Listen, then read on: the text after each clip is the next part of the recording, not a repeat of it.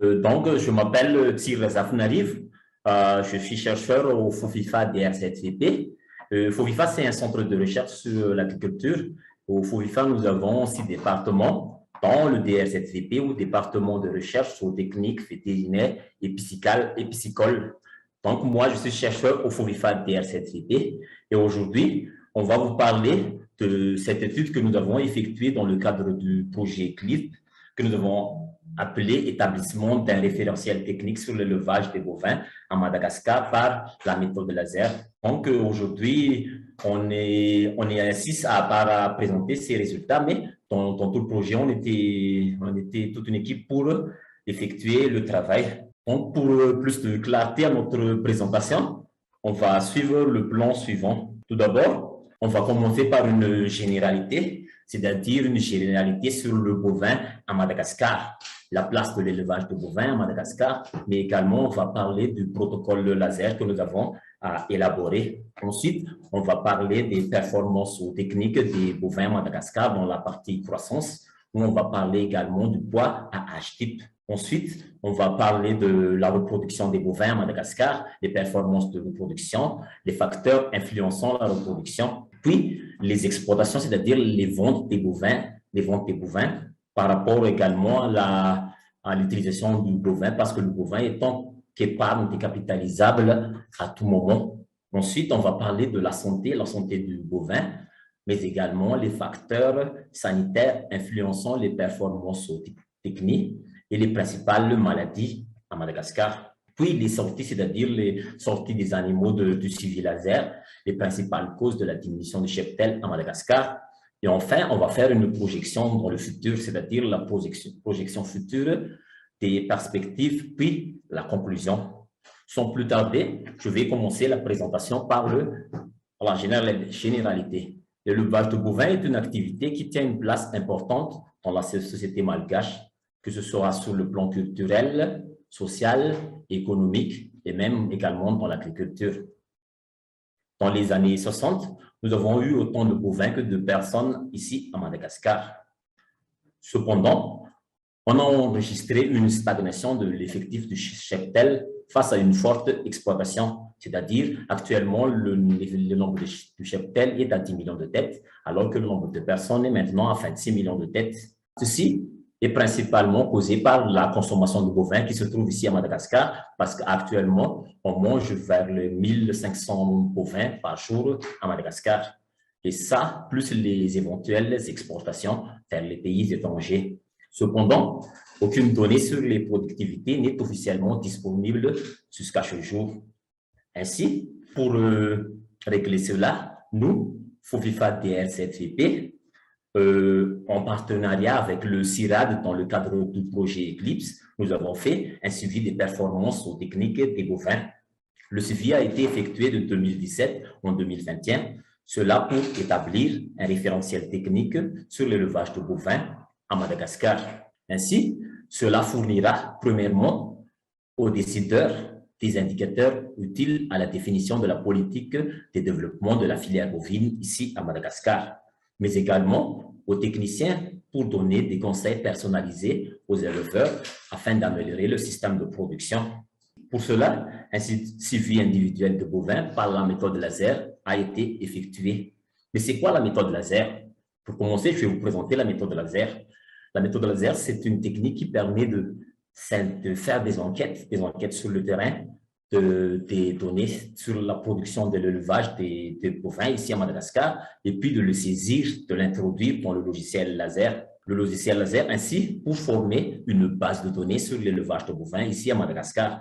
Donc, et tant que le logiciel laser est formé en table Access, donc, il permet de faire des requêtes.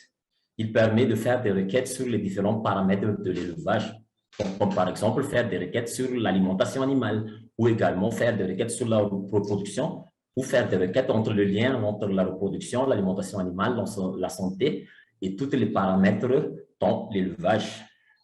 Mais à part cela, on peut également effectuer des traitements statistiques à partir de ce logiciel car il est directement lié au logiciel de traitement statistique R par l'intermédiaire de librairie, c'est-à-dire du package laser des modes.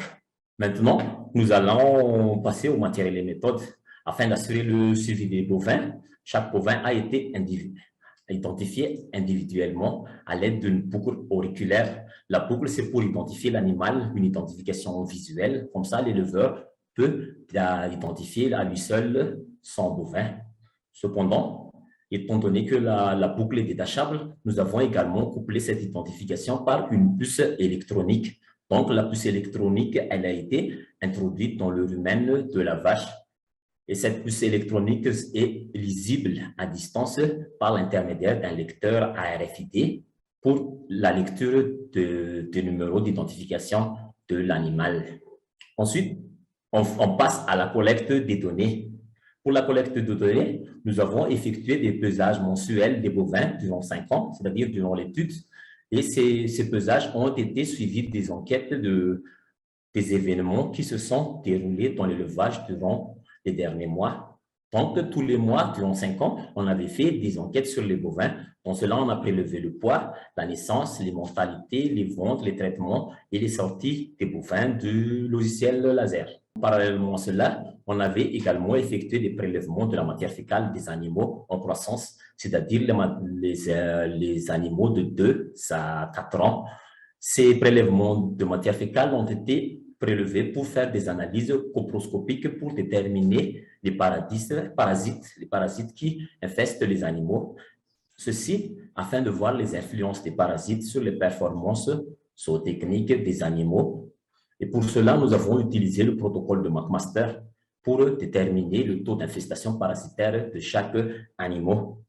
Ensuite, toutes ces données, c'est-à-dire les données parasitaires, mais également les données zootechniques, ont été introduites, transcrites dans le logiciel laser. Donc, en résumé, nous avons fait des mesures mensuelles des performances zootechniques sur les animaux, en environ 700 bovins, qui sont répartis sur 30 troupeaux, dans 3 races, principalement le zébu malagasy.